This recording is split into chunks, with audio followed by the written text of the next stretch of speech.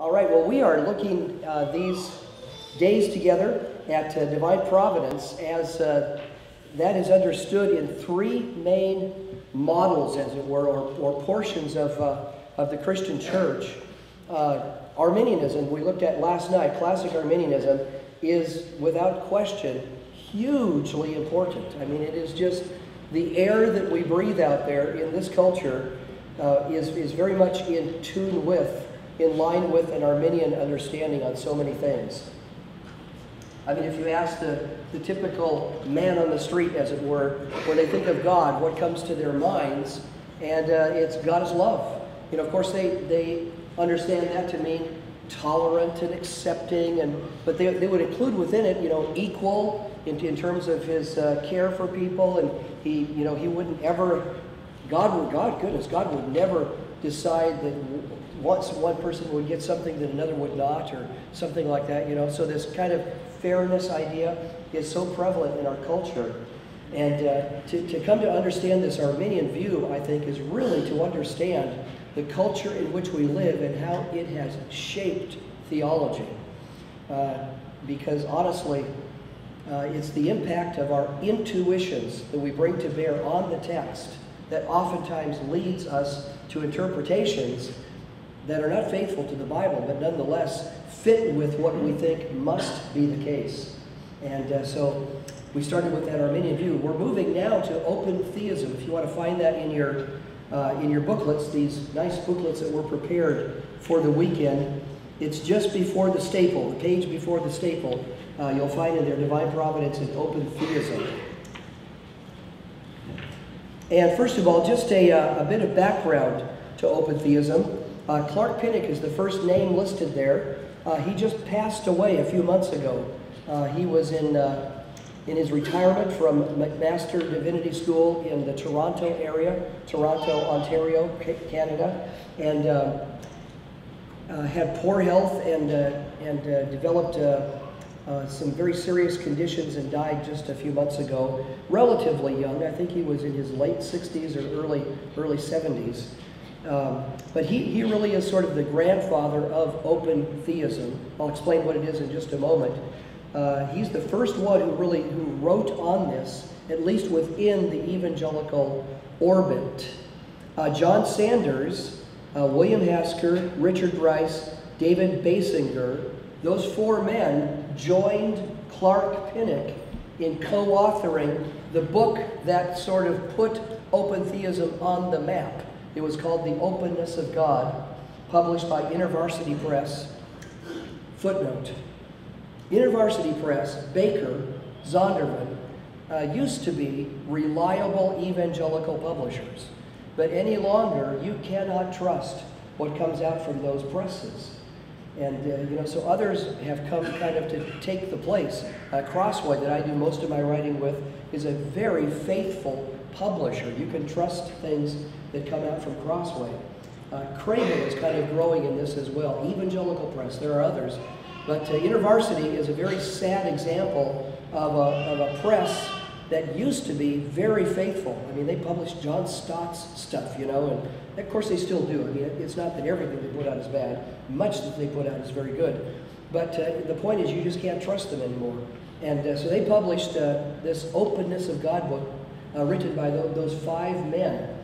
And they represent different fields of study, some more biblically oriented, some more philosophically oriented, but they are in common agreement on what is called open theism. And then Greg Boyd is the last name who is there, Greg Boyd started teaching at Bethel College in St. Paul, Minnesota. His first year there was my last year teaching at Bethel Seminary. So I got to know Greg when he first came on. We had lunch together a number of times. And at that time, he was kind of a weak-kneed Calvinist, looking for a reason to leave Calvinism. So I worked hard to try to hold on to him, as it were, in that, you know, I had no idea where he would end up going, you know. Well, I left Bethel, and I didn't know what was happening with Greg Boyd until all of a sudden his book came out on open theism, God of the Possible, it's called. And boy, he made a real mark in the evangelical community in his advocacy for open theism. He finally left teaching Bethel College and has been pastoring ever since a fairly large church in the Minneapolis area in the Twin Cities in Minnesota. And Greg is a very winsome guy. He's got a lot of personality, energy. He plays drums like nobody's business. You know, he's just amazing at a trap set. He's got a lot of gifting, and he has had a big influence in this direction. So these are kind of the main figures, at least within evangelicalism, of open theism. Now, what is it? Well, here I have a statement from The Openness of God, this book that came out by InterVarsity Press in 1995, written by those first 5 names, Pinnock, Sanders, Astor, Rice, and Basinger. Those 5 men wrote this book.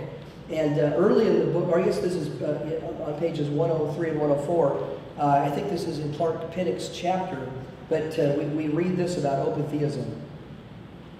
God rules in such a way as to uphold the created structures, and because he gives liberty to his creatures. What kind of liberty is that, do you suppose, from last night? Libertarian freedom. So the same view is held by open theists. Libertarian freedom. Because God gives liberty to his creatures, he is happy to accept the future as open, not closed, and a relationship with the world that is dynamic, not static. We see the universe then as a context in which there are real choices, alternatives, and surprises. God's openness means that God is open to the changing realities of history, that God cares about us and lets what we do impact him. Now, I put in bold print a few phrases. Let me just highlight for you. Because God gives liberty to his creatures, he accepts the future as open. So what this means in open theism, in fact, this is where the name open theism comes from, is that God accepts the world that he creates as a world in which he does not know, indeed cannot know, what free creatures will do until they do it. What free creatures will choose until they choose it. So, you know, God could have a really good guess about what you might have for lunch today, or where you might go after the retreat is over this weekend. He might have a good guess about that, knowing your thoughts, because he knows everything past and present. So he knows all the things that you have done, all the things that you are thinking and planning and all the rest. He knows all of that comprehensively, exhaustively, but he doesn't know what you will do. And so he can have a very good guess about that, but he knows what you will do when you do it. He knows what the future will be when it happens. So that's what it means by he accepts the future as open, not closed. What would a closed future be? One in which God knows everything that will happen before it takes place. Then that future is closed, as it were, insofar as there's nothing that God could learn about what might take place in the future, because he already knows it all. It's a closed box, as it were. Who would hold in the Christian tradition that the future is closed in that sense, that God knows exhaustively everything that is going to take place in the future before it happens? Who would hold that view? Everyone else in Christendom except open theism. That's the answer. All, Russian Orthodox, Greek Orthodox, Roman Catholics, all Protestants, every version of the Christian faith except open theism holds that God knows the future exhaustively before it happens.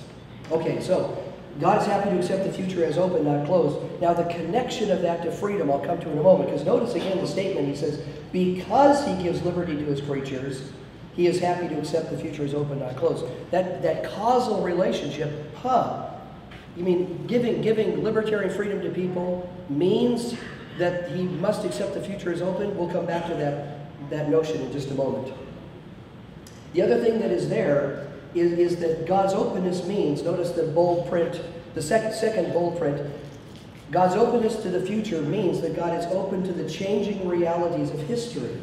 So God, in terms of providence, you realize then that God can plan the best he can based upon probabilities, based upon what he thinks might happen, but he realizes things might actually take place that he didn't anticipate. And so he has to be willing to kind of flex with and to change his course of action depending upon what we actually do in the future. One of the most forceful examples of this is in John Sanders' book that is entitled The God Who Risks. Wow. When it comes to his discussion of the fall, Genesis 3, the heading above that section in his book on the fall is the improbable. The word is the implausible happened. That is, God didn't anticipate that Adam and Eve would sin. And when it happened, he went, well, how about that? Who would have thought? Goodness, I put them in this wonderful garden, gave them everything that they wanted. I only said there's just one tree you can't eat of. I mean, goodness, how much more do they want? And look what they did. And so God has to go from plan A to plan B when he learns that humans sinned. So that this is what it means when it says here that God is open to the changing realities of history, that God cares about us and lets what we do impact him. All right. Now, one more thing about the openness view that is really important is capital letter C, dissatisfaction with process theism and classical theism, including classic Arminianism. Now, let me just give you, again, a thumbnail sketch of process. Process theism is a completely liberal theology that is not within evangelicalism.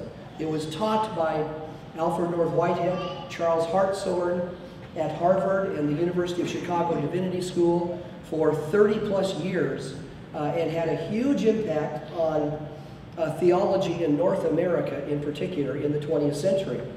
But it is a completely liberal view. I mean, they don't hold to the resurrection of Christ, the deity of Christ, just you name the doctrine within the Christian faith that matters, and they deny it. So, they are just totally liberal. But they have had a huge influence because they argued that the God of classical theism is a static God.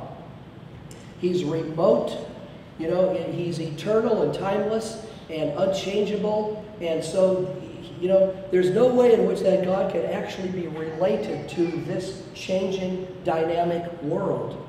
So in its place, they proposed a God who is indeed very dynamic and changing. In fact, he is changing to the highest degree possible. The term that Charles Hartshorne used of God is that he is surrelative.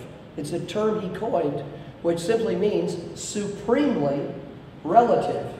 He is changing to the maximal degree possible, and that's what constitutes him as one of a kind, as unique, as highest of all, is because he is changing more than anyone else is changing, which is just exactly the opposite of classical theism, which held that God cannot change at all in any respect. So, Hartshorne says he is changing maximally. Well, here's what they argue that in terms of how he changes. He is constantly made better by what happens in the world. So he is benefiting from what happens in the world and taking to himself what happens in the world. He likewise doesn't know what's going to happen. He leaves that up to us, but whatever we do then benefits God. He takes it into his own being. Now, open theists are really grateful to process for their critique of the classical theist tradition. But they don't line themselves up with process theologians in their liberalism. So, but what they do agree with is, if God is going to be related to this world, then he has to be in a relationship of give and take. It cannot be the case that God just knows everything that's going to happen and he is unaffected by what we do in the world. Rather, he learns what happens